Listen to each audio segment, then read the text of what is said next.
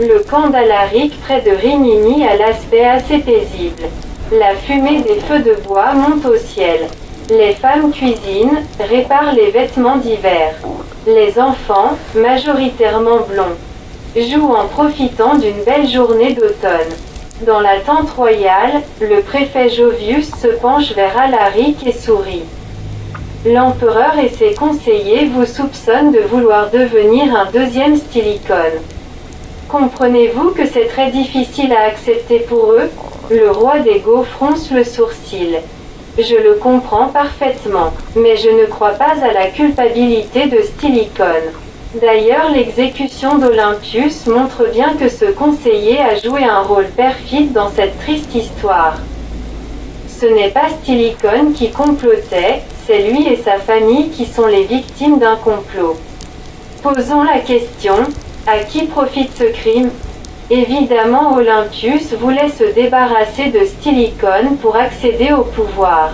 Pas seulement lui. La cour de Constantinople organisait sans cesse des complots contre la vie de Stylicone.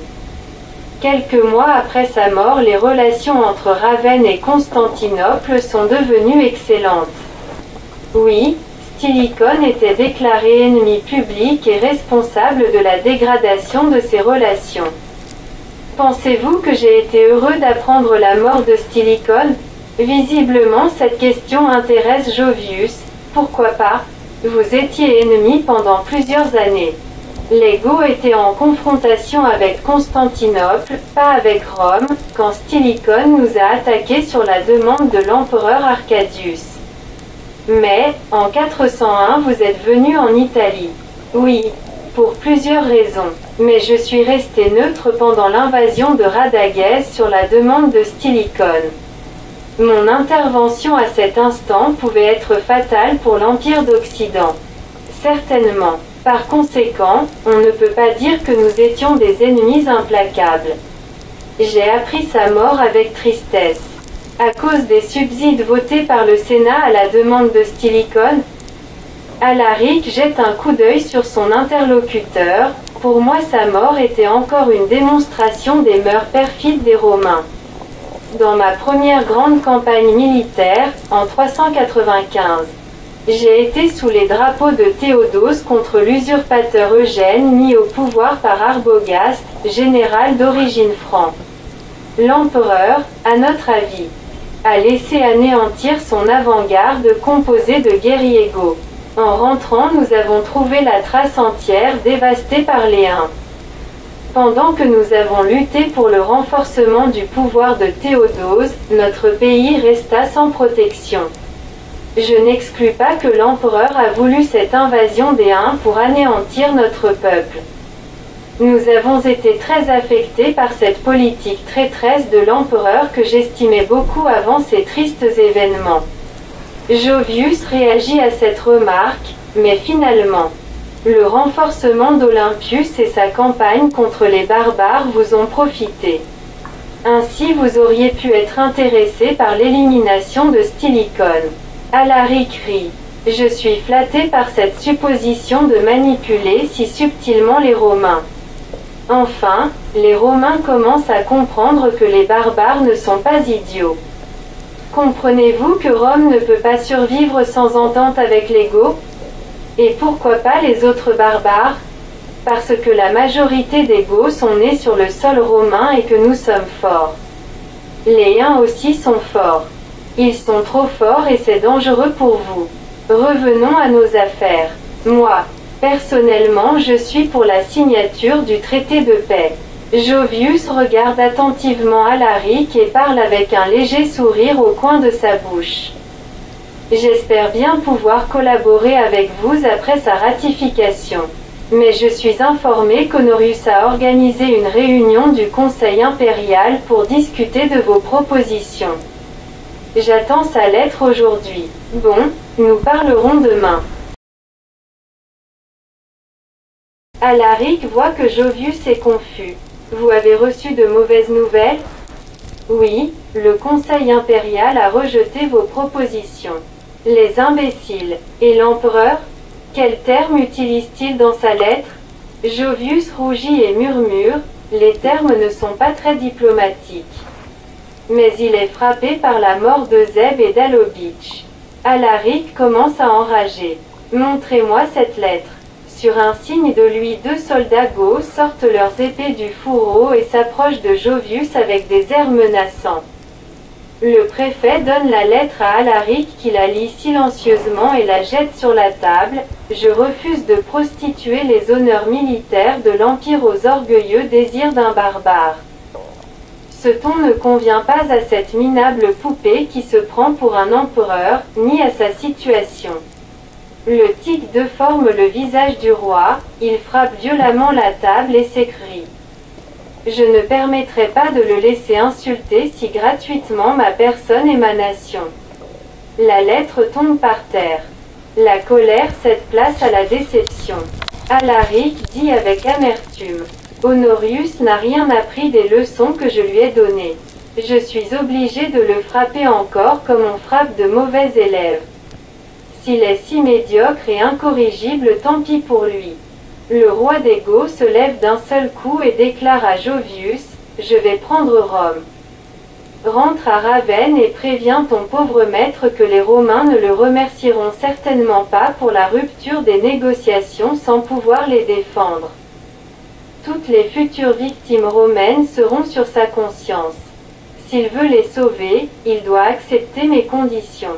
Je ne les négocie plus. Je les dicte. Quand Jovius quitte le camp des Goths, il entend sonner les trompettes.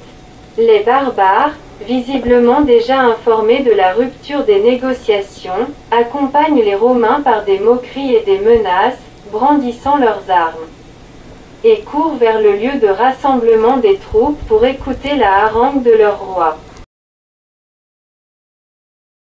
Le préfet Jovius, à son retour à Ravenne, explique à l'empereur la situation, les Goths vont assiéger Rome.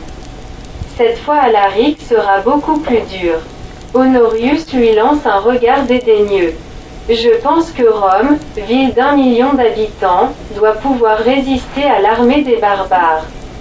Composez mon ordre à Attale, préfet de Rome, de résister et d'écraser l'ennemi sauvage sous les murs de la ville éternelle. Le préfet insiste prudemment, maintenant l'armée d'Alaric est beaucoup plus forte que la première fois. Honorius s'exclame, les villes du sud de l'Italie viendront à l'aide de Rome. Envoyez les ordres. Jovius laisse échapper un soupir. Cette fois Alaric a une armée de cavaliers égaux recrutés et commandés par Ataulf qui rendront beaucoup plus efficace le blocus de Rome. L'empereur durcit son ton. Rome a été surprise et attendait passivement notre armée de secours. Les Romains doivent être capables de livrer une guerre implacable contre l'ennemi de l'Empire.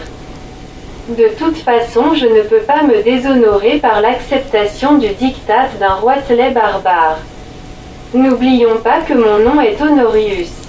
Jovius voit que rien ne peut ébranler l'orgueil opiniâtre d'Honorius, qui se sent en sécurité dans son imprenable Ravenne, protégé par des fortifications, des marais et les meilleurs détachements de l'armée romaine, par ses gardes et par l'armée des Huns invitée par Génride. Avec la facilité et l'habileté d'un courtisan averti, il change son discours. Excellence, vous avez raison. Rome ne doit pas espérer que vous acceptiez le chantage d'Alaric. Dans ce cas, ils lutteront avec l'acharnement qui seul peut apporter le succès. Je pense que tous les généraux et ministres doivent prêter le serment solennel de lutter contre l'ennemi jusqu'à la victoire sans écouter ses propositions. Les principaux officiers de l'État et de l'armée sont alignés devant l'empereur assis sur un trône. Le préfet Jovius s'agenouille devant Honorius, baise un pan de son manteau.